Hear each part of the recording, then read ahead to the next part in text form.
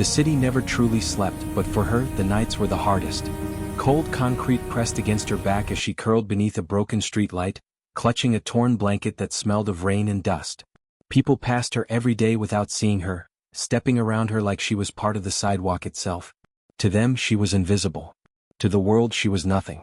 Her name was Elena, though no one had spoken it in months. Once she had been ordinary. A girl with dreams, a small rented room, and a job at a cafe that barely paid enough to survive. Then her mother fell sick. Medical bills swallowed everything. When her mother died, the landlord didn't wait a week before throwing Elena and her belongings onto the street. Friends disappeared. Promises faded. Hunger became routine. That night, winter crept into her bones. Snow drifted softly between towering buildings, each flake another reminder that warmth was something she no longer owned. A group of men laughed as they passed, their voices sharp with mockery. "Still breathing, huh?" one sneered, kicking snow toward her shoes. Elena lowered her head, refusing to cry. Tears were a luxury she could no longer afford. What she didn't know was that someone was watching. From the rooftop above, the Vampire King stood in silence, his presence bending the shadows around him. He ruled the hidden world beneath the city, an ancient monarch feared by immortals and mortals alike. His name alone was enough to empty streets and still hearts. For centuries, he had walked the night untouched by emotion, untouched by guilt, untouched by mercy. Until now. His pale eyes followed the girl below. Not because she was beautiful. Not because she was special. But because when a frightened child tripped nearby, Elena rose without hesitation. Despite her hunger, despite the cold, she offered the child her last piece of bread and pulled him gently out of danger before the men could turn cruel. Kindness, given when she had nothing left. Something ancient stirred inside the king's chest. Something he thought had died long ago. Moments later, chaos erupted. A black car screeched around the corner. A shadow lunged from the alley, one of the rogue creatures that fed without control. Elena barely had time to scream before the air froze. The Vampire King appeared between heartbeats. The alley fell silent. The creature knelt in terror as crimson eyes burned into its soul. One gesture was enough. The threat vanished like smoke. The men fled, their courage evaporating in the presence of something they could not comprehend. Elena stared, shaking. The king turned to her, not as a monster but as a ruler measuring truth. He expected fear. Screaming. Begging. Instead she whispered, "Thank you, for the child." That single sentence sealed her fate. He reached out, his touch cold but careful, pressing 2 fingers briefly to her wrist. A mark bloomed like dark silver fire beneath her skin, ancient, royal, irreversible. Gasps echoed from the shadows. The Vampire King straightened. "This girl is under my protection," he declared to the night itself. "Harm her and you answer to me." Elena didn't yet understand what had happened. She only knew that for the first time in months the cold didn't hurt. High above, the moon watched as destiny shifted. One night had changed everything. Morning came quietly, as if the city itself was unsure how to face what had happened during the night. Elena woke beneath the same broken streetlight, yet everything felt different. The cold no longer gnawed at her bones. Her hands no longer trembled. And on her wrist, just below her pulse, a faint silver-black mark rested against her skin, warm and alive.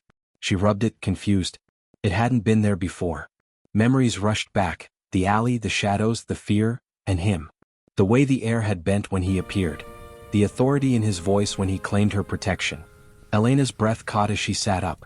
For the first time since losing her home, panic mixed with something unfamiliar. Oh. People passed again, but their eyes slid away from her unnaturally fast, as if something unseen warned them not to stare. A man stepped too close, then froze, his face paling before he backed away without a word. Elena didn't understand it yet, but the mark was already working. By nightfall, hunger drove her toward a soup kitchen near the old district. The line was long, patience thin. When it was finally her turn, a volunteer frowned at her worn clothes and hesitated. Before Elena could speak, the mark on her wrist burned softly. The lights flickered. A sudden silence fell over the room.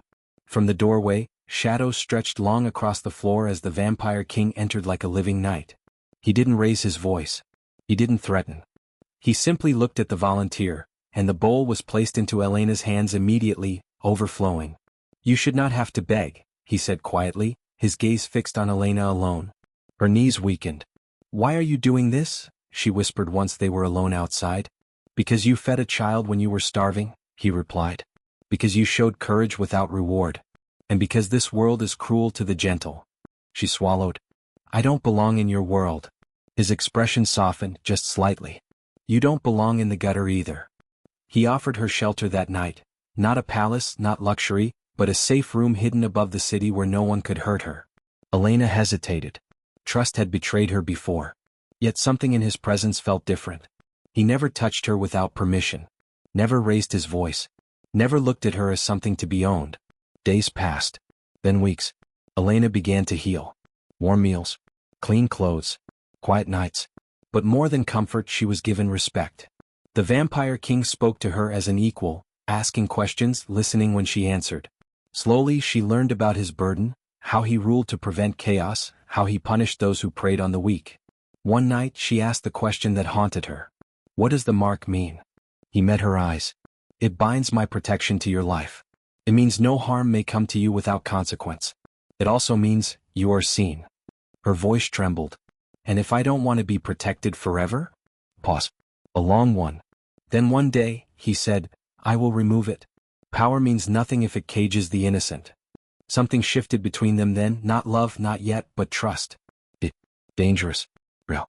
Outside, enemies whispered. Ancient laws stirred. A homeless girl bearing a royal mark was unheard of. And the night was beginning to watch her closely. The city began to whisper. Elena felt it before she understood it, an invisible tension in the air like the moment before a storm breaks. The mark on her wrist no longer only warmed her, sometimes it pulsed, reacting to things she couldn't see. She learned to hide it beneath long sleeves, though she sensed hiding wouldn't matter for long. You're being watched, the Vampire King said one evening as they stood near the tall window of her sheltered room. The city lights below flickered like distant stars. Not by humans. By those who understand what my mark means. Elena's heart tightened. I didn't ask for enemies. No, he said quietly. You asked for nothing. That's why this angers them. For centuries, vampire law had been simple and cruel. Power protected power. Mortals existed beneath notice. Useful, fragile, replaceable. To mark a homeless human was not only unprecedented. It was an insult to every ancient hierarchy still clinging to control. They think you've bewitched me, he continued. That I've grown weak. She turned to face him. Have you? The question surprised him. He studied her as if the answer mattered more than any battle. No, he said at last. I've grown awake. That night, danger came without warning. Elena woke to shattered glass and a sudden pressure in the room, heavy and suffocating. The mark on her wrist burned like ice and fire together. She didn't scream, instinct told her not to. She moved exactly as he had taught her. Calm, steady, present. The Vampire King was there in an instant, standing between her and the dark presence that had slipped through the walls. He did not fight in fury. He fought in control, precise, measured, final. The threat vanished, leaving silence behind. Elena's hands shook once it was over. They wanted to see if I'd come, he said. And if I'd choose you. She looked up at him, eyes bright but unbroken. You didn't hesitate. No, he admitted. And that frightens them more than any show of force. After that night the rules changed. Elena was no longer just protected, she was involved. Not as a pawn but as a presence. She listened as he spoke of balance, of restraint, of the weight of ruling without becoming the monster history expected him to be. And she challenged him, not loudly, not recklessly, but with quiet truths. Power that doesn't protect the weak isn't strength, she said once.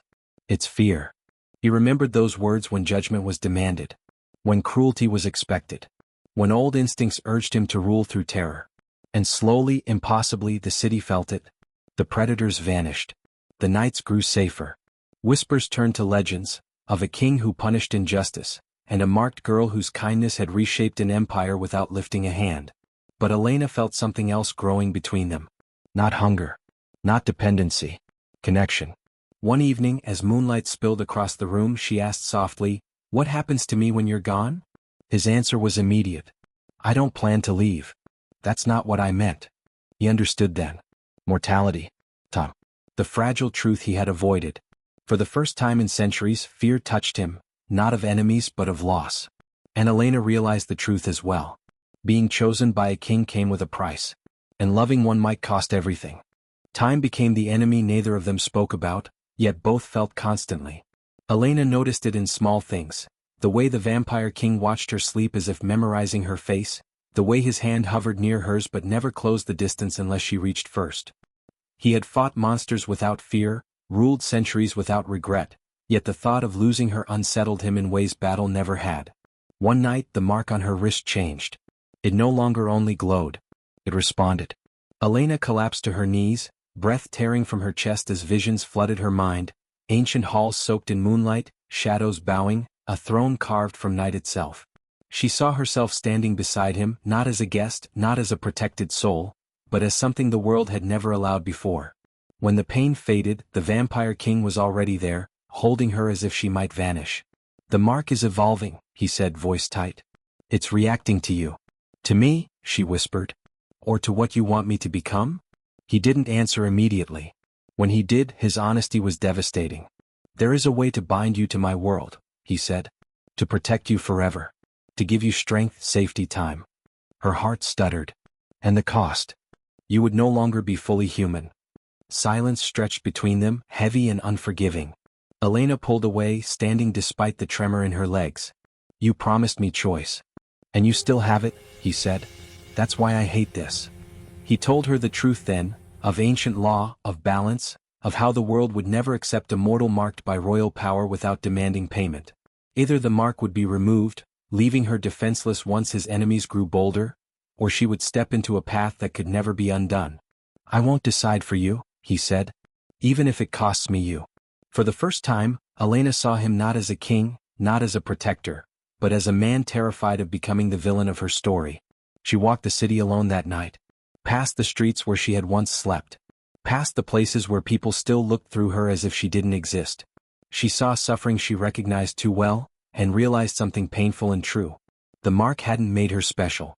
It had revealed what she already was. She returned before dawn. "I don't want eternity," she said quietly. "I don't want power for myself." His chest tightened. "But I won't let the world punish kindness," she continued. "Not mine. Not yours." She held out her wrist. "Teach me how to stand beside you, without losing who I am." The Vampire King bowed his head, not in command but in respect. And in that moment the choice was sealed. Not by blood. Not by force. But by mutual courage. The reckoning did not arrive with fire or war. It came quietly. The city woke one evening to a stillness so deep it felt sacred. Shadows gathered not in threat, but in attention. Those who ruled from darkness felt it in their bones, the ancient balance shifting not toward chaos but toward something far more dangerous to them. Change. Elena stood beside the Vampire King on the highest tower as the moon rose, pale and watchful. She wore no crown, no armor, no symbols of power. Only the mark on her wrist, now calm, steady, complete. "They will never kneel to me," she said softly. "They already have," he replied. "They just don't know it yet." The challenge came at last, unspoken, unavoidable. The old order demanded the mark be removed or paid for in blood. They expected fear, submission, violence. Instead, Elena stepped forward. "I will not rule through terror," she said, her voice carrying farther than it should have. "I will not take what is freely given by force. If this world must change, it will change because it chooses to." The Vampire King watched her, not as a protector, not as a ruler, but as something far rarer. An equal. The mark responded, not with pain, not with fire, but with light. Not vampire. Not human. Something new. The night itself seemed to listen. Those who preyed on the weak found their power gone, not stripped violently but rendered meaningless. Their influence dissolved. Their cruelty no longer fed the darkness. Justice arrived not as punishment but as consequence. And Elena? She did not become immortal. She became unforgettable. She walked among the vulnerable, reminding them they were seen. She stood beside the king, reminding him why power existed at all. She did not belong to the throne, but the throne reshaped itself around her presence. One evening, as dawn threatened the horizon, she turned to him. "You never asked me to stay forever. I never wanted to cage you," he said. "Love that demands possession isn't love." She smiled, the same quiet strength that had first drawn his gaze in a frozen alley. "Then I choose you," she said. "Not because I need protection, but because I want to stand with you." For the first time in centuries, the Vampire King felt peace. Not hunger. Not guilt. Not fear of loss. Just belonging. And the city would tell the story for generations, not of a monster who claimed a girl, but of a homeless girl whose kindness changed a king, and taught the knight how to protect instead of consume.